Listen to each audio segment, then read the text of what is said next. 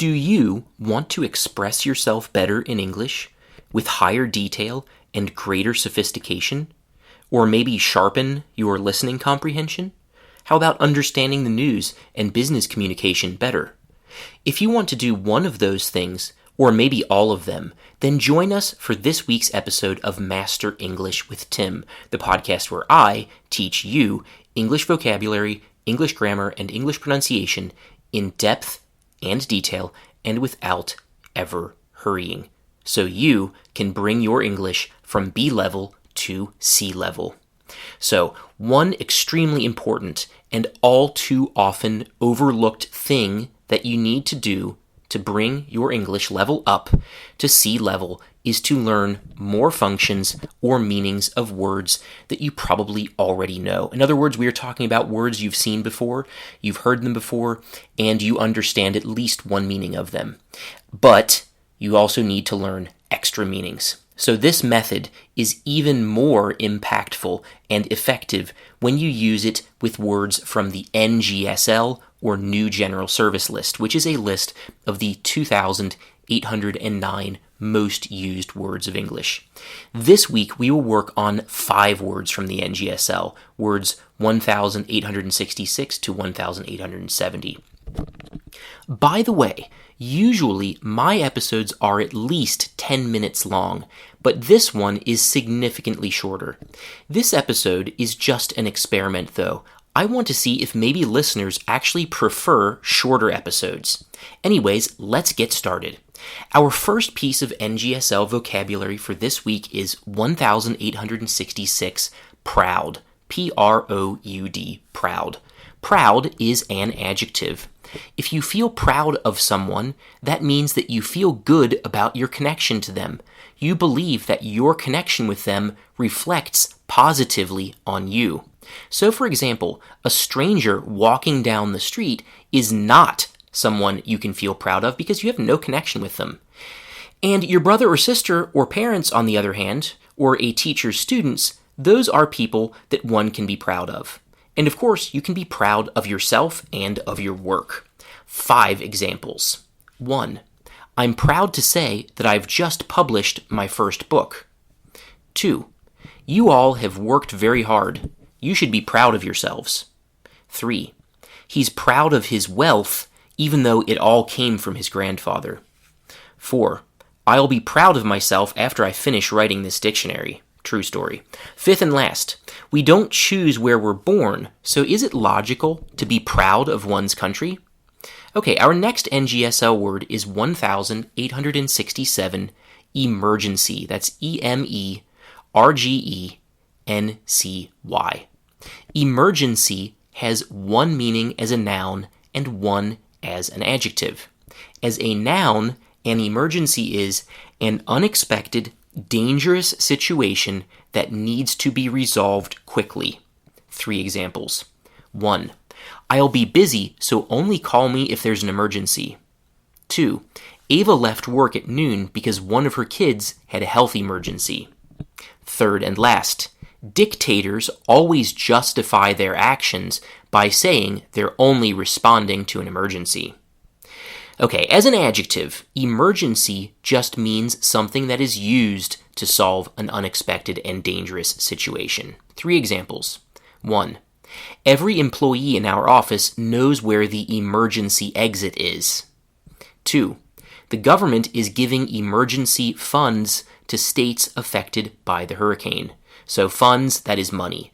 So emergency funds, that's money that you use in an emergency. 3rd and last, if you're going to drive across the desert, then bring this emergency toolbox with you. In fact, bring 2 emergency toolboxes.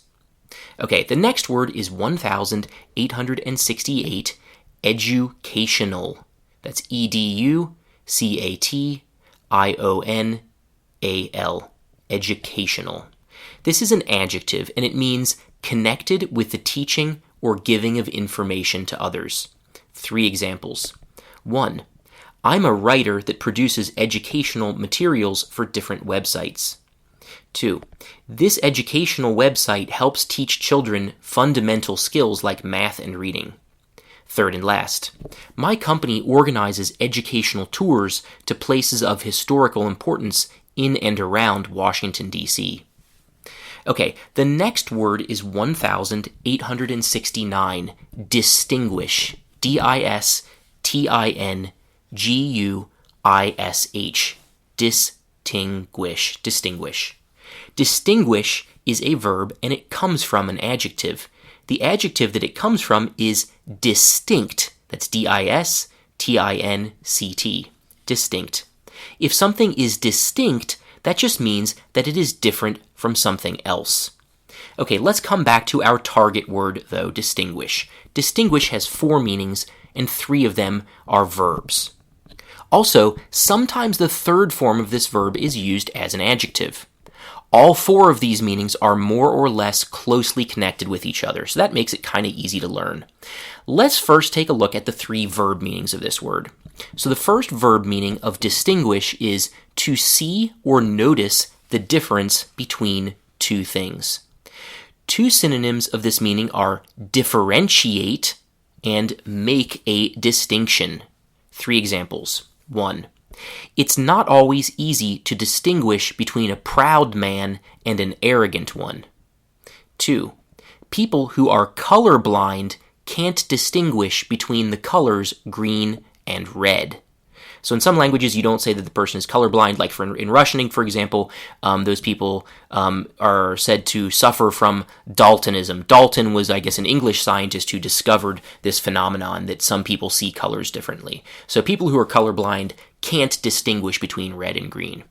Okay, third and last. Actually, let's come back to that for just a second. There are several types of color blindness, and it's not just about red and green all the time. Anyway, third and last.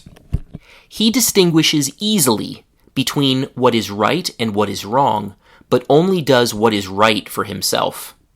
Okay, the second verb meaning of distinguish is to have a special or notable difference. 3 examples. 1. Dolphins and whales need to breathe air distinguishes them from fish. So again, I'll read that. Dolphins and whales need to breathe air distinguishes them from fish. I read that a second time because the word need here is a noun and not a verb. It sounds like it could be a verb, but it's a noun. So dolphins and whales need to breathe air distinguishes them from fish. 2. It's your level of organization that distinguishes you from everyone else in this organization. Third and last. The facts that Pluto is not round and that it has an irregular orbit distinguish it from true planets.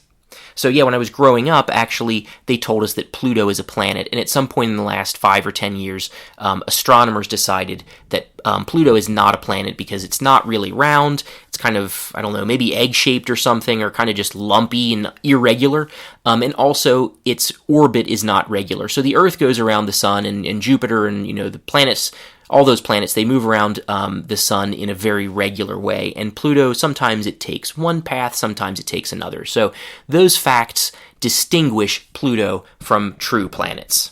Okay, the third and final verb meaning of distinguish is to give an award to someone in the police or military. 3 examples. 1.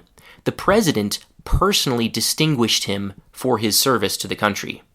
So the president distinguished him. That means that the president personally gave him an award. 2.